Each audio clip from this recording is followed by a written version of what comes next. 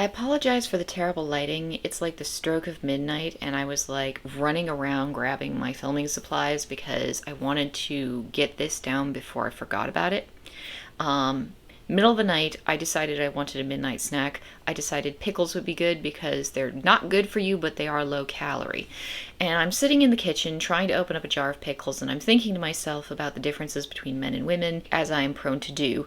And in the middle of all this, I had this moment of clarity. And I was like, okay, I need to make a video about this. I'll do it tomorrow.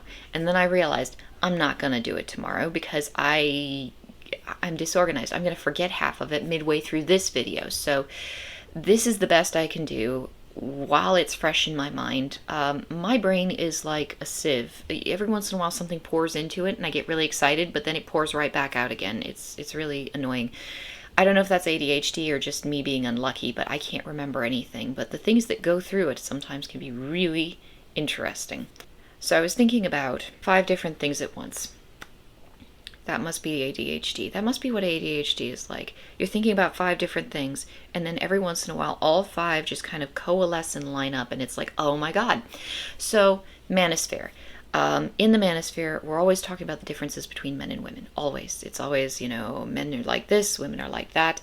And I was thinking about why there aren't any trans men. Now, obviously, there are trans men out there in the world, but there's not a lot of research that's been done on trans men, and there haven't been a lot of trans men to do research on. In fact, I'm going to go verify this. I need to go look up the quote. I believe it was Ray Blanchard who said he didn't believe that there were autoandrophiles. Now, he might have changed his mind on that. It might be, I need to go look up the quote. It's the middle of the night, guys. But there is this in the gender clinics, back in the old days, before ROGD, and now everybody thinks they're trans. Back in the old days, it used to be men who came to the gender clinics seeking sexual reassignment surgery so that they could become women, or at least function as women in society. They wanted to appear as women, and they wanted to be recognized as women when they were out and about in their lives. But women weren't coming into these clinics seeking to become men. Why is that? And then I had this, moment of clarity. What is the function of a woman in a society? I mean, we understand that a woman is, if an adult human female who gets pregnant and has kids more often than not. And there's a lot of this is what a woman is. There's a lot of what is a man? A man is someone who fathers offspring and supports his family. Okay, fair enough. But that kind of tells you something. Women, and a lot of people are gonna... Kat, are you gonna leave my... Here. My camera alone, sir. Leave my camera alone. A lot of people want to say that so much of the opinion that people have about what is and is not feminine is socially constructed. Femininity is socially constructed. Makeup is socially constructed. Therefore, femininity is socially constructed. Dresses are socially constructed. Therefore, femininity is socially constructed. A lot of people make that argument.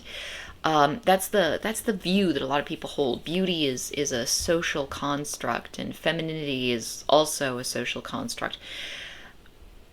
That's not entirely true.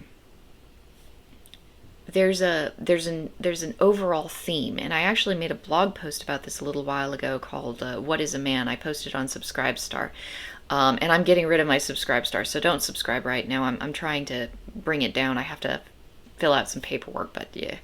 But I wrote this blog post, "What is a Man?" and I was talking about masculinity and the idea of the alpha male and all this stuff, and I didn't think to reverse that.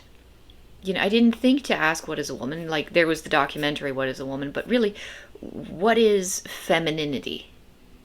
What does it mean to be feminine? And I don't care about that because I don't care about being feminine most of the time. But femininity is a woman establishes her value in society by giving outward signals to the society around her that she is physically healthy enough to produce offspring.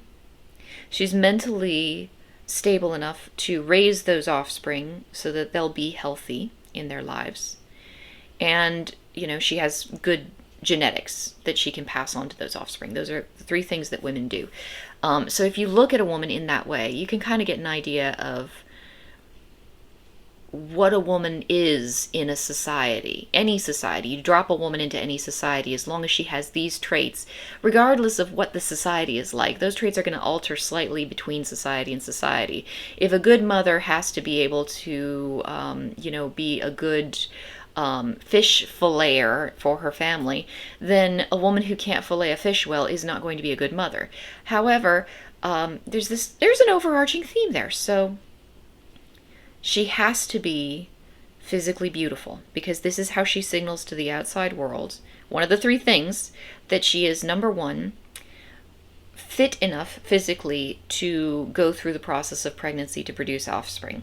And number two, she has good genetics so that she can give those offspring good genetics. That's more of a universal. Everybody has to have good genetics to produce healthy offspring. That's something everybody looks for. But how a woman functions in a society, not just what a woman is, but what she functions in society as, beautiful and physically fit, healthy, not necessarily like muscular fit, but physically healthy enough to carry offspring, and feminine in her behavior and personality, usually much softer, much gentler, a maternal personality, so that she can care for infant offspring, which are going to be very vulnerable and very needy.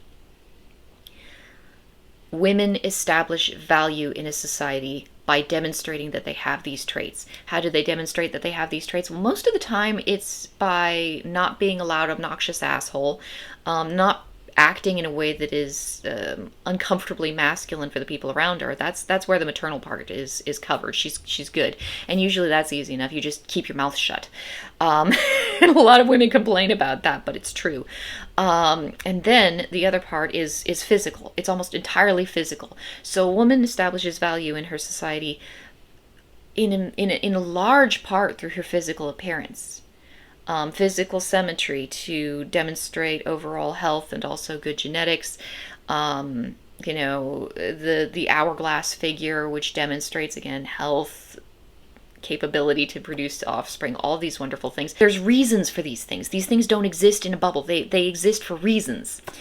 So that's a woman's function in society. That's how a woman establishes value in a society. And one of the things that I've always thought was particularly unfair is that usually women establish that value in society in their early 20s, when they're most reproductively fit. They're beautiful. Everybody wants to be around them. Everybody likes them. They're very, very valuable because they're serving their societal function. They're on the brink of becoming mothers and doing reproductively what they need to do for a society to continue. And then everybody thinks that women just completely lose their value after that, and that's not entirely true. A woman who finds a mate and successfully reproduces with him, and obviously not all women are capable of that. Infertility is a reality, but as a general rule, in any kind of society you enter, a woman who finds a mate and produces offspring and then devotes the rest of her life to maintaining the family unit and raising those offspring and seeing them successfully go on to produce offspring of their own, she's maintaining her societal value. It's not quite as high as it was when everybody was trying to get into her pants when she was younger, but she still has functional value within a society. Human beings, they can, not always, but they can lose some value as they get older, because the older you get, the more you have to work to establish value in the society through your actions. Because you're not reproducing anymore once you're older. You're doing things for the society. You're serving the society. So a grandmother who, babysits her grandchildren. My grandchildren were just over at their grandmother's house. It was awesome because it gave my husband and I a bit of time to spend with each other. A grandmother who does that, she's functioning in her society and she's serving a valuable role in her society, because, my husband and I can then go get busy and have maybe a fifth grandchild for her.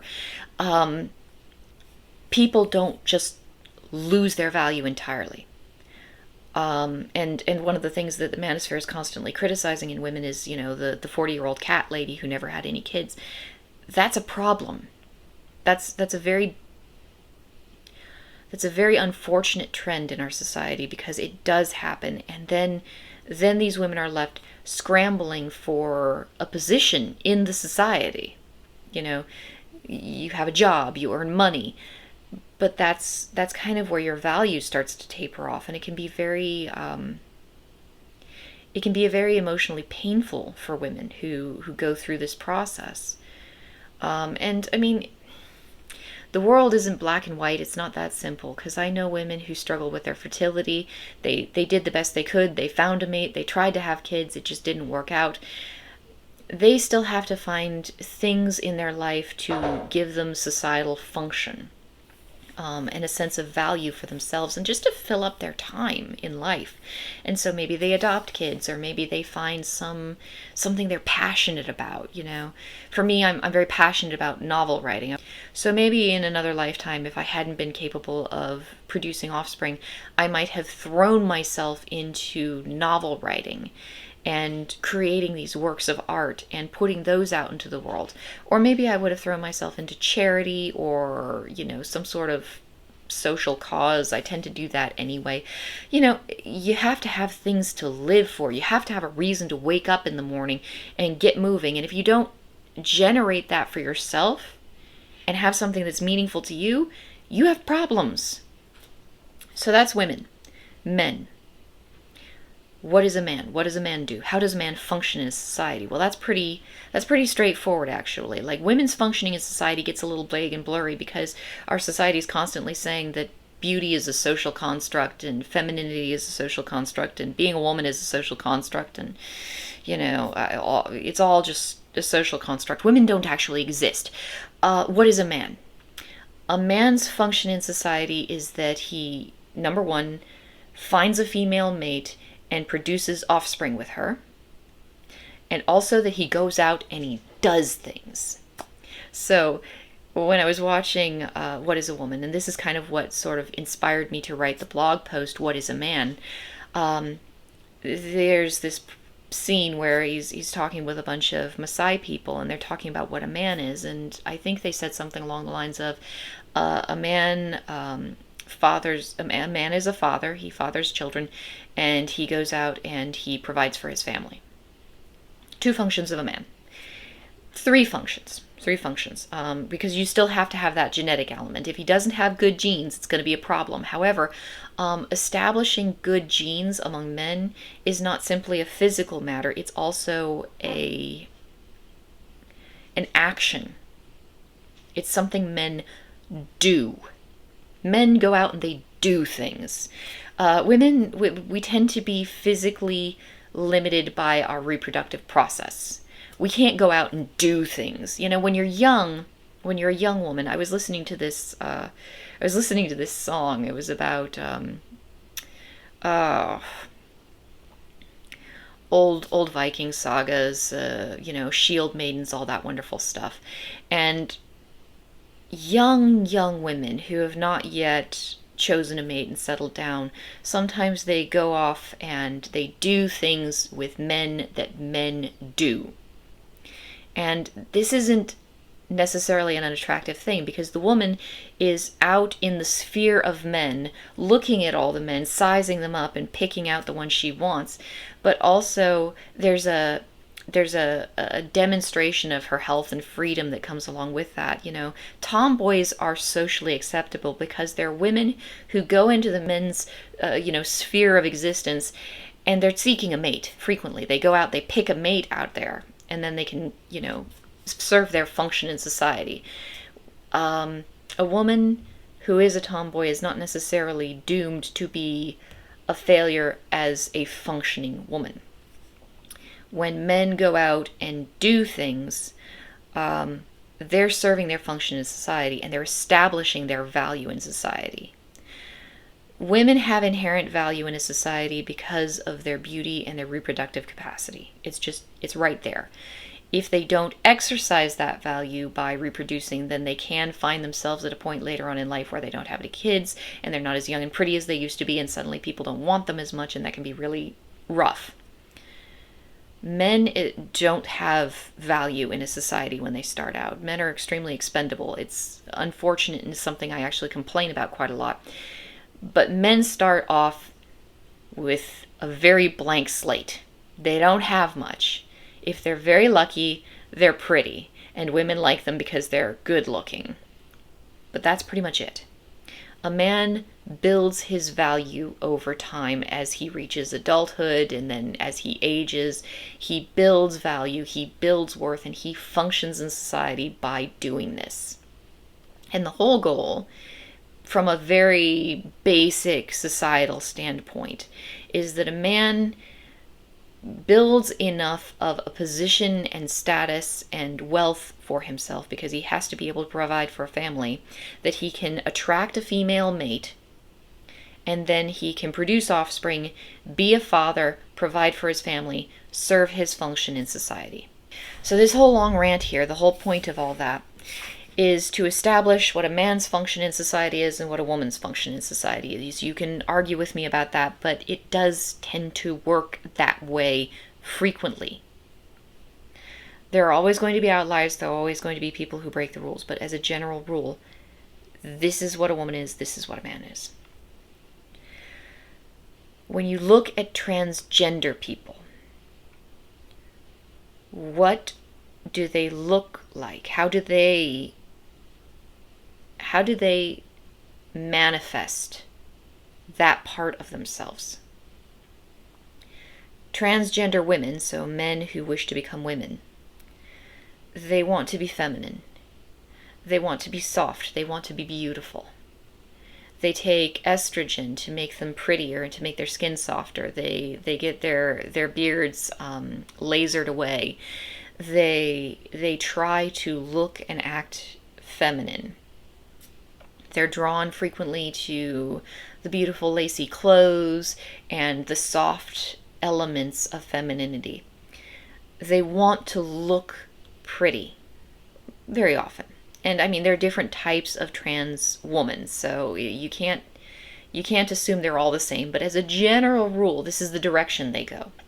As a general rule, trans women want to be feminine looking, want to be pretty. They aspire toward that feminine function in a society. What do women in a society do to establish value and function in their society? Well, especially when they're young, they're beautiful, and they're soft, and they're feminine, and they demonstrate through their physicality their reproductive capacity. So men who want to become women, they angle in that direction. And the whole point of all this is women who want to become men, because they're invisible. There aren't that many, you don't see trans men all that often, especially back before ROGD. Like now, we've got ROGD, and just about every girl you see who's under a certain age identifies as non-binary. But pre-ROGD, before all that started happening, where were the trans men? They were kind of just, they're not that much around. Every once in a while you see one. They're definitely there. They definitely exist. You hear stories. But there aren't nearly as many of them who are visible as there are trans women. Men who want to become women, they're out there. I ran into two decades ago. That was not unheard of. But where were the trans men? Where were the women who wanted to become men? And the idea, I think, that everybody's had in their minds up until this point is a man who wants to become a woman takes on the appearance of a woman. So a woman who wants to become a man would want to take on the appearance of a man, but I don't think it works like that. I think that a man who wants to become a woman takes on the function of a woman, or at least the outward appearance of a woman's societal function. And a woman who wants to become a man, she does the same thing. But men don't establish value and function in a society by looking like men. They do it through their actions. Men are men because they go out and they do things. So, a trans man, a woman who wants to become a man, isn't necessarily going to want to take hormones to become masculine. You know, she might, some do, many do, but it's not it's not the primary thing. And I mean, obviously, different people are going to have different things they want. Some women, they want to look like men. But for many, many women who want to become men, so trans men, I don't think it's entirely about looking like a man. I know that for myself, it's not about looking like a man. For the most part, it's about functioning as a man. It's about going out and doing things as a man. I want to show you guys, and this is something that I ran across years ago, and the moment I saw it, I was like, oh my God, I want this in my life. It was a story I read, and I'm going to post it up here because I can't remember the details, and I definitely can't pronounce her name, but it was a woman who went out and she became a minor because she was in dire social straits.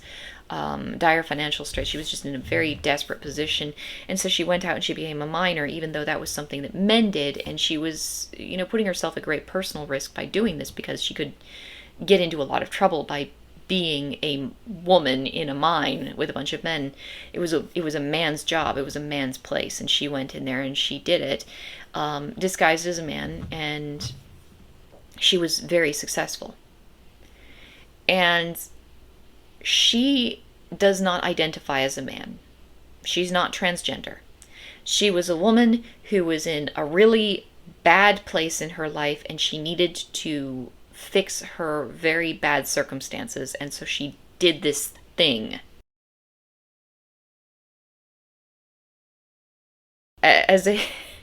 As a woman who has found herself in very bad circumstances in life and had to do some very strange and desperate things, such as go to a strip club and become a stripper for 8 years, I understand what drove her to make this decision. It wasn't being transgender. It was needing to find a solution to some really not easy to solve problems. But her story, the moment I read it, I was like, oh my God, I want to be her. I want to do that. That's my goal in life. I want to go out and I want to do what that woman did. I want to go to a place that men go and work a job that men work and be around men as one of the men. And when I say as one of the men, I don't mean physically appearing to be a man. I mean functionally being a man. That's what I want. I'm still working on that goal. I'm getting closer and closer. One of the stories that I read, and I'm going to try to find articles and links to show you guys what I'm talking about. She goes back to her mine every once in a while because now she owns a mine. And the miners who knew her back when she was disguised as a man, they still call her uncle. She's one of them. Her function is as one of them. She's female. She knows she's female. She's not transgender. She just got into a really rough situation and had to find a solution. But her function, her social function in that part of society is as a man. She is recognized as a man. She is acknowledged as one of the men. That's what I want for me. That's what I want. As an autoandrophile, I'm not going to be showing up at a gender clinic saying, hey, I want sexual reassignment surgery. I'm going to be going to a warehouse and asking for a job with the other men in the warehouse. That's what I want. I want to go out and I want to do what the men are doing. I want to go hang out with them. I want to go be functionally one of them. When I come home to my family, then I'll be pretty and feminine for my husband. I'm actually wearing a dress right now. You can't see it because I hid it with a hoodie, but I'm wearing a dress right now. Be a mother to my children, because you can still be a mom and wear a mohawk at the same time. And, serve that societal function, because that's important. I'm never going to be male. I'm never going to have a penis. I'm never going to be able to impregnate a woman and be a father. I'm going to do that part of my function in society because that's kind of what I've got to work with. But what I want and what I aspire toward and what I strive for, it isn't sexual reassignment surgery. It's to go out and be with the men and as one of the men. If I can go out and I can be one of the guys, that's satisfying for me. That's enough. That's what I want. And so I'm wondering if the reason that there aren't as many visible trans men as there are, visible trans women, is because when a person is transgender, frequently but not always, they are trying to attain the function, or at the very least mimic the function of the opposite sex. That's my thoughts. I'm not going to take it too much farther because I'm prone to rambling at this point. I've got the basic idea down, and it is well past midnight, and I probably need to drink some water after eating all those pickles. Tell me what you think on this one. That's it for now then. I'll talk to you guys later. I hope you're having a wonderful week.